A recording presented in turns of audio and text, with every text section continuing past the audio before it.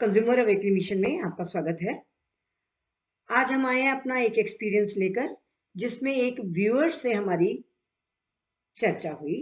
एक व्यूअर्स का एक प्रश्न था जिसको रिजॉल्व करने में उनके साथ जो कम्युनिकेशन हुआ, उससे जो हमें चीजें सामने आई, हम उनको आपके साथ शेयर करना चाहते हैं। हम पहले फैक्ट्स पे बात कर लेते हैं, फिर हम फैक्ट्स के बाद एनालाइज करेंगे कि इस केस में एक्चुअली जो व्यूअर था वो हमसे क्यों सहमत नहीं था, और जो मेरा अनुभव था और जो मेरा कहना था उससे वो सहमत न होकर किस तरह से वो केस को दूसरी तरफ ले जाना चाहते थे। हम इस पर बाद में एनालिसिस करेंगे। पहले हम उस व्यूअर से जो चर्चा हुई और जो उनका प्रश्न था उस पर बात कर लेते हैं। तो एक व्यूअर्स ने हमसे प्रश्न किया कि हमने एक फ्लैट किसी बिल्डर से खरीदा था। जिस टावर में फ्लैट खरीदा था उस टावर के सारे डॉक्यूमेंट्स, उस फ्लैट के डॉक्यूमेंट्स सारे हमने बैंक को दिए थे, और बैंक ने उसको वेरीफाई करने के बाद हमारा लोन सैंक्शन कर दिया था। तो ये एक प्रोसेस होता है कि यदि आपको बैंक से लोन लेना है तो बैंक आपसे उस फ्लैट के या उस घर के दस्तावेज मांगेगा, और उन दस्तावेजों को यदि वो देखेगा कि ये एक अच्छी प्रॉपर उनके लिए मोर्टगेज हो सकती है, तो वो फ्लैट उनके पास मोर्टगेज होगा एज अ सिक्योरिटी। तो ये एक प्रोसेस है। तो उन्होंने अपना फ्लैट के सारे डिटेल्स दिए और बैंक ने अप्रूव कर दिया, और वो सारा का सारा पैसा उन्होंने बिल्डर को दे दिया। अब जब स्थिति ये आए कि बिल्डर का फ्लैट बन गया और वो पोजीशन दे दिया, रजिस्ट्रेशन की जब बात आई तो एक बात सामने आई कि ये जो फ्लैट जिस भी लैंड पे बने हैं वो अंडर डिस्प्यूट है। Some other person is there जो उस लैंड को जिसने पहले खरीदा था और बाद में इस बिल्डर ने खरीदा और खरीद कर बना दिया। तो खरीद और बेच के बीच में कोई डिस्प्यूटेड इशू था, जिसकी वजह से कोर्ट ने रजिस्ट्री करने के लिए स्टे लगा दिया। अब ये इशू हुआ कि स्टे लग गया और उस कंज्यूमर को रजिस्ट्रेशन करके बिल्डर नहीं दे पा रहा। तो ये डिस्प्यूट था उसका अगेंस्ट बिल्डर कि उसने जब हमें फ्लैट दिया था, प्रॉमिस किया था, तो नॉन इनकम्बरेंस थी, उस पर कोई इनकम्बरेंस नहीं थी। यदि वो डिस्प्यूटेड प्लॉट था उस पर उसने क्यों बनाया और हम लोगों को मिसलीड करके क्यों बेचा। ये एक्चुअली डिस्प्यूट था बिल्डर के अगेंस्ट। कंज्यूमर ने क्या किया, उसने बैंक को चिट्ठी लिखी और बैंक को एक तरह से नोटिस की तरह से लेटर दिया कि आपने हमारे मकान का जो वेरिफिकेशन किया था, जो फ्लैट का वेरिफिकेशन किया था, वो ठीक नहीं किया था, वो तो डिस्प्यूटेड था और आपने हमको लोन दे दिया, आपने हमें मिसगाइड किया है। अब ये दोनों चीजें जब मेरे सामने आई तो मेरा मानना ये था कि एक्चुअल डिस्प्यूट तो उसका बिल्डर के अगेंस्ट है, बैंक के अगेंस्ट डिस्प्यूट नहीं हो सकता। क्योंकि हम अगर प्रोसेस को देखें तो बैंक जो ये अपना वेरिफिकेशन करता है फ्लैट का या प्रॉपर्टी का, वो अपने लिए करता है कि कल को यदि वो लोन लेने के बाद लोन चुकता नहीं होता तो उसके पास सिक्योरिटी क्या है, वो अपना लोन वापस कैसे लेगा। ये बैंक का अपना सिक्योरिटी के लिए होता है, और उसके लिए उन सब प्रॉपर्टीज को जिनको वो मोर्टगेज करता है उनका verification through advocates, through legal professional करवाता है बाद में, और पहले भी करवा सकता है, बाद में भी करवाता है, उसको फिर रीवेरिफिकेशन भी करवाता है कि हमने जो मोर्टगेज किया है वो सही प्रॉपर्टी है या नहीं, पहली बात। दूसरी बात, अप्रूवल के उनके अपने नॉर्म्स होते हैं, किन बातों को वो देखते हैं बैंक, ये उनका अपना प्रोसीजर है कि उन्होंने किस किस चीज को देखकर लोन दिया है।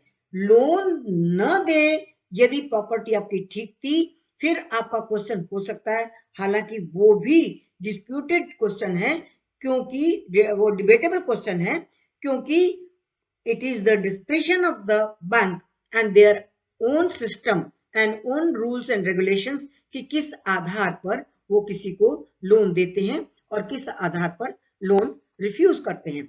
तो ऐसी स्थिति में बैंक तो किसी भी हालत में लायबल नहीं होता अगर कोई डिस्प्यूट बिल्डर और दूसरी पार्टी के बीच में हो गया है और सफरर होम बायर है। तो इस केस में मैंने उनको सजेस्ट किया कि आपका केस एक्चुअली उनके अगेंस्ट बनता है, आप बैंक को पार्टी बना दे सकते हैं। बैंक ने जो रिप्लाई दिया था, उनका रिप्लाई ये था कि जिस एरिया में ये इनका टावर था जिसमें उनका फ्लैट था, उसी एरिया में और भी बहुत सारे टावर्स थे और उन टावर्स के रेजिडेंट्स ने भी उनसे लोन लिया था। उनकी प्रॉपर्टी का वेरिफिकेशन किया गया था और ठीक पाया गया था और उसी आधार पर हमने इस एरिया में जितने भी फ्लैट्स बने थे उनकी जांच करके हमने दे दिया था। अगर कोई कोताही हुई है तो we will be the sufferer, bank will be the sufferer अगर आप किस्तें नहीं चुकाते तो। अब दूसरा प्रश्न जो व्यूअर का था कि मैं तो अब बैंक को लोन नहीं दूंगा, तो हमारा रिप्लाई उसमें ये था कि आपने बैंक से लोन लिया है, it is between you and the bank, builder का उसमें कोई मतलब नहीं होता है।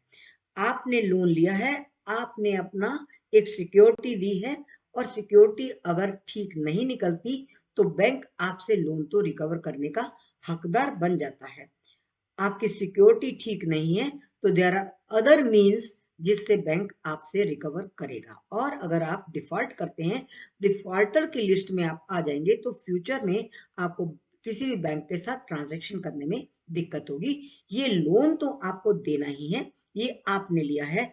मकान के लिए, फ्लैट के लिए जो डिस्प्यूट है वो आपका बिल्डर के अगेंस्ट चलेगा और बिल्डर के अगेंस्ट आप केस फाइल करिए।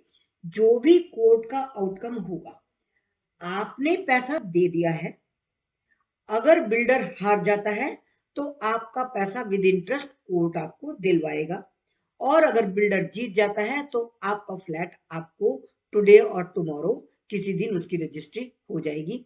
दोनों ही कंडीशंस में जो भी सॉल्यूशन होना है वो आपका बिल्डर के अगेंस्ट ही होना है और कोर्ट की मदद से हो सकेगा। बैंक ने उसमें कुछ नहीं करना है, बैंक का लोन आपको चुकाना पड़ेगा। अगर आप डिफॉल्टर होते हैं तो ये आपका अपना रिस्क एंड रिस्पॉन्सिबिलिटी है। पर कंज्यूमर इसमें हमारी बात से सहमत नहीं था।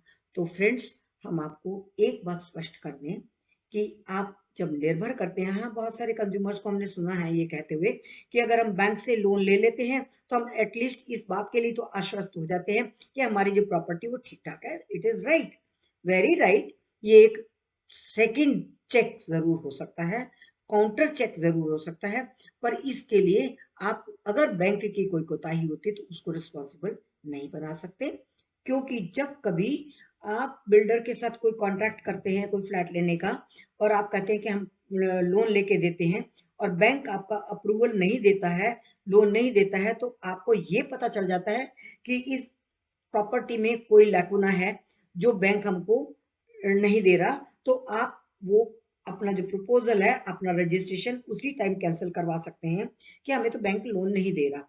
किंतु जब आप ये शिकायत करते हैं कि बैंक लोन नहीं दे रहा तो बिल्डर ने हमारा कैंसिल कर दिया है, तो उसमें वो डिस्प्यूट हो जाता है कि कैंसिल करने पे जो आपकी अर्नेस्ट मनी है वो आपकी फोरफिट होगी या नहीं होगी, ये क्वेश्चन हो सकता है। क्योंकि यहाँ पर आपके पास एक कारण है कि बैंक ने अप्रूवल नहीं दिया और आप पैसा नहीं दे सकते, तो उसमें फोरफिट नहीं करनी चाहिए एज पर लॉ। इसके लिए आप कोर्ट में जा सकते हैं।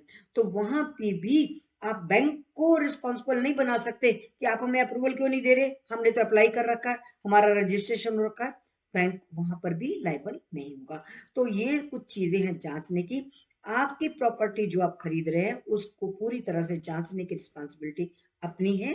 बैंक की इंस्पेक्शन करना एक काउंटर चेक हो सकता है, बैंक का अप्रूवल दे देना और प्रॉपर्टी के लिए आपको लोन दे देना एक काउंटर चेक करने के बाद तो हो सकता है, किंतु ये रिस्पॉन्सिबिलिटी बैंक की नहीं है कि आपकी डिस्प्यूटेड प्रॉपर्टी कोई है तो उसके लिए वो रिस्पॉन्सिबल हो जाएगा। जैसे डिस्प्यूट मान लीजिए कहीं बैंक ने क्रिएट किया हुआ, ऐसा नहीं होता, आप अपने उससे लड़ सकते हैं। तो ये हमारा एक एक्सपीरियंस था जिसके बारे में हम आपको शेयर करना चाहते थे, और आपको एक मैसेज है कि अपनी प्रॉपर्टी की जांच खुद करिए। बैंक की रिस्पॉन्सिबिलिटी ये नहीं होगी कि वो ये जांच कर दे, वो कोई एक्सपर्ट ओपिनियन दे रहा है कि आपकी प्रॉपर्टी ठीक ठाक है, ऐसा नहीं होता। तो हम फिर मिलेंगे नेक्स्ट सैटरडे को 11:30 बजे इसी तरह के किसी नए एक्सपीरियंस को लेकर, नए विषय को लेकर, जिसमें हमारा मैसेज होगा हमारे एक्सपीरियंस के साथ। Thank you very much.